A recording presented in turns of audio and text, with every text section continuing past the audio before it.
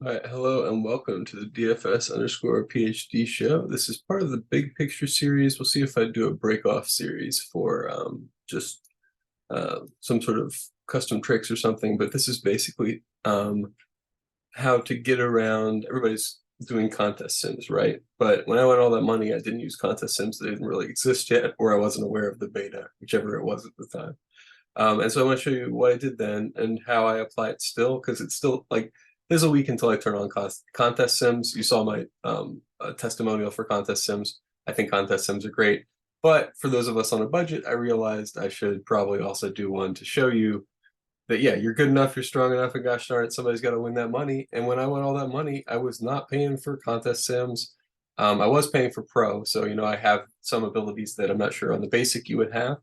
But I know the core of this that simulates contest sims, which is fun to say, is here. So the main thing is to sort sorting by ROI in a big contest is essentially saying you want lineups that are going to hit their top percentile performance. Now it's a little bit more than that. There's also uniqueness constraints as well, but we take care of that separately on slates where that matters. So we're going to do two examples. This is a baseball slate, and then tomorrow there's an MMA slate. For those of you who are watching this right now, this may also be an MMA tutorial or whatever thing to look at for tomorrow, but I'm not really doing it for that. This is really more just a general purpose, how to work around contest sims. Because for me, I use contest sims to try to win satellites. That's what I think contest sims are valuable for. And then I'll play, because like in a GPP, sure, you can model the hockey stick or whatever, but really you're essentially saying, I want either the 95th percentile result or 99th percentile result, depending on if you're playing 150, in which case you want the 99th percentile, or 20, in which case you want the 95th percentile result. Because I basically want one of them that's maximizing, that's in the top of the phase space, winds up being really good, right? And so for now, I've done 95th percentile on this slate. But why did I do that? Because my satellites, yes, on this slate. So you have to do some of the contest sims in your head, right? Because you're not paying for them. So on this slate, there's a satellite that's a little underfilled right now for $3 to the $100 NFL first week satellite or millionaire, which is a nice competition. I'm trying to get like 10 or 20 of those. Ooh, oh, hi, Lana. That's very sweet. Well, Lana's a special guest today on the show. Look at that, a cuddle on screen. Well, for those of you on, I don't know if I ever upload the audio version of this, but if I do, I have a cat on my shoulder and she just started kissing me in the face and is now sneezing. So I'm not sure if it's actually possible. But anyway, so on this slate, yeah, do I want to do 95th? Yeah, I wanted to do a slightly nicer build. Number one, because I'm only doing 14 lineups, so I want to span a reasonable space. And so also spanning space-wise, we require 5 uniques. We're not going to get trapped in one stack, and that stack, the team hits, but the stack doesn't, and you're screwed. The other thing we're doing, because it's baseball and we know the general settings, last few nights it's been very efficiently priced. We're late season now. We've got a lot of data on everybody, and it's all going into various Lagrangians. You're not getting any good deals pretty much ever. So that should be reflected in the way you're playing lineups. The top lineups every night, very, very, very efficiently priced in the MLB in the late season. Your lineup set should reflect that, or else you're playing some of those negative ROI lineups that maybe that's how you win the millionaire or whatever. But this is baseball. You don't have to get weird. You can see what I'm doing on this slate, right? It's not really the point of this video. I am jamming Colorado. I am going to do this every slate as long as the weather in Colorado is nice and blowing out and hot. It's 30% better than average in that case, because average is cold in Colorado and gross, right? Because it gets brought down by those weather games where it's like snowing and stuff. So I'm massively overweight on both of these teams, generally more on Colorado than their opponent. But in this case, the last couple of days as well, their opponent has been just a really big, awesome team. So I'm going to have a lot of Toronto. So I wind up, yeah, I guess I'm getting there. I'd have to break the optimizer to not have so much Toronto. So I'm not going to break the optimizer. I'm probably just going to click save lineups.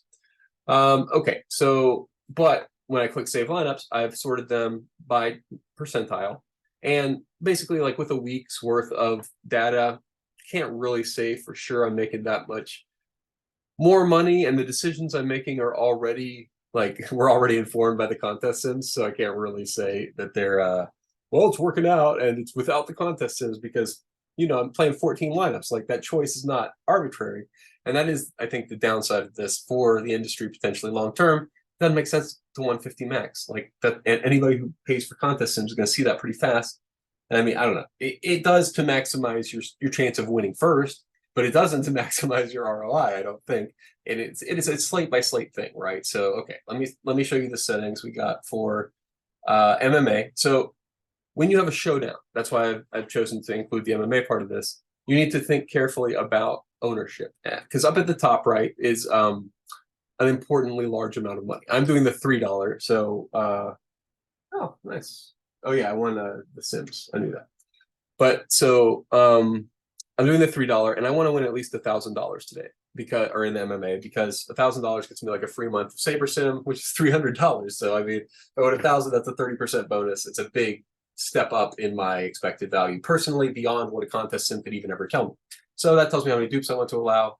And then, so all of my lineups will be set to have 22 dupes, which I should pull over my calculator of this. Where is it? It's over here on this screen. Oh, good, we've got it. But my geometric mean calculator is over here. So I'll pull it over here for now. And you can see this is how you calculate. You put in the number of duplicates, the total number of people in your competition, the number of slots, and you do this calculation. I think it's zoomed in enough. Those of you who are interested can calculate it. You can also Google doing the geometric mean. This is mostly for people using SaberSim, but I assume you can get some similar calculations out of whatever the Fantasy Cruncher, and I know some of you guys use the fancier ones. Stochastic, I don't know if they're fancy. They got better ownership though. So for them, the contest sims probably make even more sense. Okay, but for MMA, let's see. I've got a 10 cent, a 25 cent, but no $1. So I'm going to sort by 99th percentile because I want to win-win. And I want possible 4 uniques. Great. That looks good. I've got a reasonable range here. 4 might be too many. Let's try 3. Yeah, 3 looks good. I don't want to get too wild with this. Like yeah, let's check it out. Good. The guys at the top in ownership are guys who have a lot of points. That's how you can tell whether you've done too much stuff, right? Because without contest systems to tell us, we could break it. Like in the first draft of this, believe it or not, I'm prepping these now.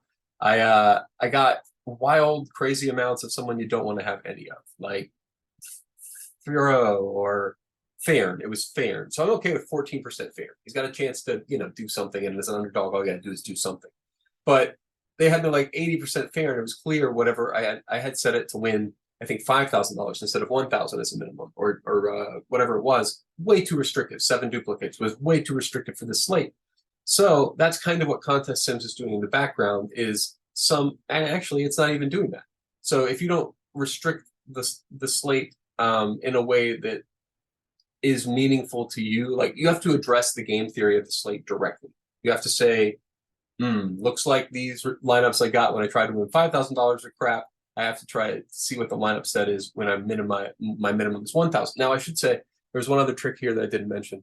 In the build settings, don't go all the way to 50,000. Don't. If you're doing a showdown, don't do that. I didn't pull up the reason why not to. I don't think I can get it up fast enough since I don't remember where it came from. But basically, in our calculation of the geometric mean probability, this calculation winds up assuming that the slots that you've chosen are independent. And to assume the slots are independent means that the probability, the events are independent. And so the problem with that is that towards the highest salaries, those lineups are not independent because people are trying to jam salary. And so you wind up with way overrepresented. And so even though you've limited it at 22 dupes, you might wind up with 50 dupes if you use your entire salary, or 60 dupes or something gross, because there's massive overrepresentation of those lineups. So max salary is another way to control for negative ROI lineups. The other thing you can do here is min salary, because the other negative ROI lineups are for underdogs win or whatever. And it happens sometimes, whatever, but those are going to be times I probably don't win. I'm going to win when the underdog, or like when the obvious mashers do their obvious mashing. I assume that's what we're doing here. Look at the leverage here. Oh, well, something's happening. Is a cat sitting on the screen? Cat is sitting on the screen. Lana physically interfering with our episode now. That's nice. Okay, but starting from the top for points, yes. positive leverage, positive leverage, positive leverage. This is just like with baseball, positive leverage, positive leverage, positive leverage, positive leverage. These are the guys you want, the guys who are going to mash. You want positive leverage. So I'm positive leverage to every guy who's going to mash. And I'm middling these guys who are probably not. Gomish, Firo, and Lawford. So I always double check with MMA DFS. This dude's awesome. I should have told him I was going to use him on the show. I'll let him know after. But you can check if you're worried about your exposure. So my highest exposure, 71% Spivak. Is that good? I don't know. Oh yeah. Look at these. He's got incredible takedowns per 15 minutes. We're expecting 5 takedowns. That's a lot. And I assume if this is at the bottom, yeah, this is in 5 rounds. So 5 takedowns per 15 minutes, but he's getting 25 minutes. So it's a lot of takedowns. We're expecting 7.5 takedowns, and he's not expected to win the fight. Oh, he's the dog. Okay, that's interesting. Yeah, okay, that's a little bit too much, actually. Glad I checked. I'll probably be 50%. I think it's fine to be 50% Spivak. Cherrier, Gainey. I don't want to be more than 50%. Cherrier, don't want to be more than 50%. Gainey, I'm fine, actually, because I see 50%. Yeah, okay. Gainey can be up. They can be 100%. I don't know if it's, why don't I just say Gain? I don't know how anybody's name's pronounced. I've actually made surprisingly few errors this season saying people's names. I messed up one yesterday. Still thinking about it. Okay, so the other guy that's up high is nobody.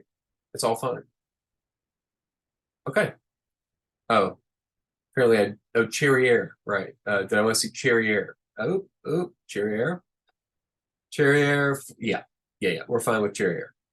Okay, so we don't need to limit any of this. We'll click apply for whatever we're applying. And we'll look at the lineups, but we're pretty good to go. We've got lineups that we know are going to finish in the top, or of our lineup set are the top results given each fighter finishes in the top 99th percentile of their individual fighting potential. I guess I should double check for the future.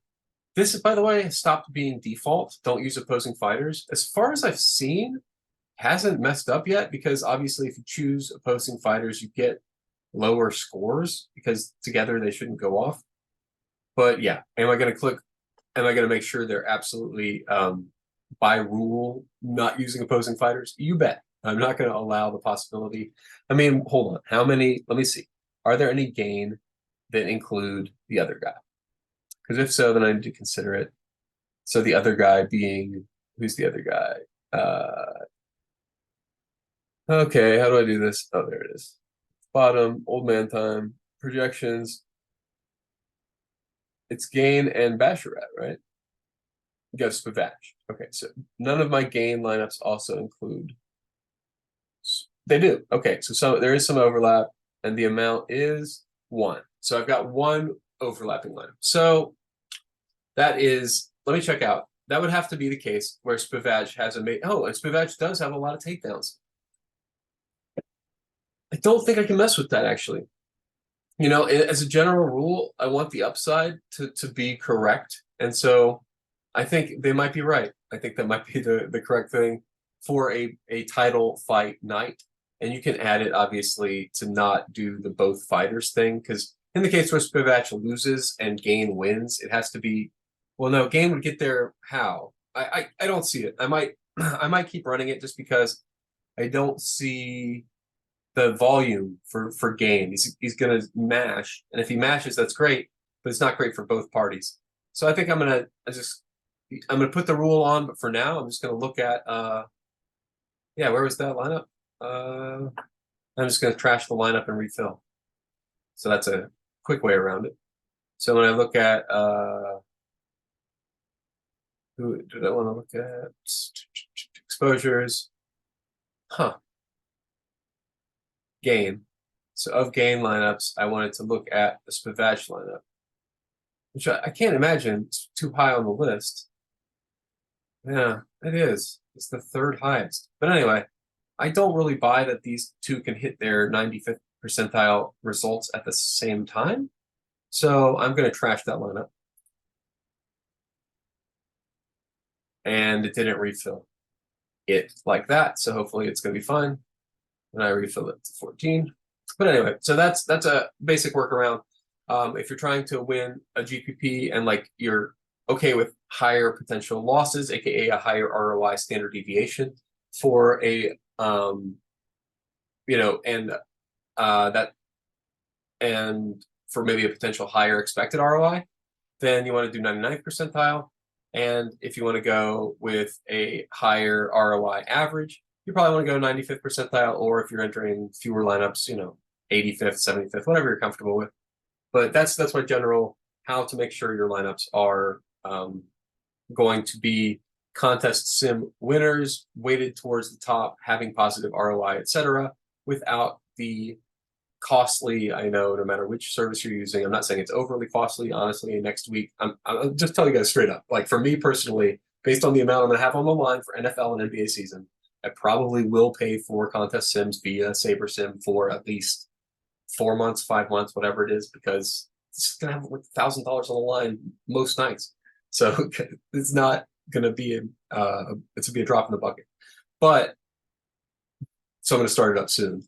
But if I were, I'd be comfortable, if it was last year, I was comfortable last year, building lineups like this, building my bankroll. And then next year, when you're ready, when your bankroll's freaking madly up from having done a great job all year, then you pounce, then you go to the next level and you apply the same principles at the next level. So fingers crossed, obviously this next level is full of sharks. I see them out there every time now, But yeah, I think that's how you stay positive ROI. And contest sims are great, but if you can't afford them, doesn't mean you're completely out of the picture. I don't buy that at all. I think if you're going to 20 max or whatever, I would use an optimizer just because it's way too hard for me. But that's, I got cats, I got children and stuff. So if you don't have those, maybe you can hand build, and because hand building is a better way to access your gut, right? This is a way for my gut to interact with the parts of the game theory that I like, right? For me to look at my stack exposure, make sure I like the way it's set up for the slate, to look at my overall salaries, to make sure my field for my salary restriction is large, that I'm sampling a face space that I'm comfortable with. That's the nerd stuff that I'm into. But if you're into whatever specific stock picking, guy picking things, you're looking at the player screen, you're seeing which guys am I on, whatever, but I don't care. I mean, I know the guys I'm on are probably the cheap pieces of Toronto and Colorado. That's fine. Those guys will probably mash. If they don't mash, who cares? Anybody could not mash. 85% is a little high. Am I probably going to lower that from 85% for the max guy? Let's look at the value. No, he's by far the max value on the slate. So I'm going to be wildly all over Ernie Clement. Is that still a bit too wild for me? Yes, 85%. Bit too wild for me. Both of those are a bit wild, but that comes from the team stack, right? It hasn't told me. Oh, okay. Well, that's all for this general point about ROI. So I'll end the video now. Remember, you're good enough, you're strong enough, and gosh darn it, somebody's got to win that money. And every time, it's not going to be somebody using contests. Sometimes it's going to be people using their noggins combined with whatever optimizers they got going on, and their council of dudes, their gut, the whole ambiance, making sure they're in the right frame of mind, making sure they're focused and eliminating distractions. Eliminating distractions, you run me, Lonnie? You gotta stop being so distracted. Okay, but yeah, have a great rest of your day.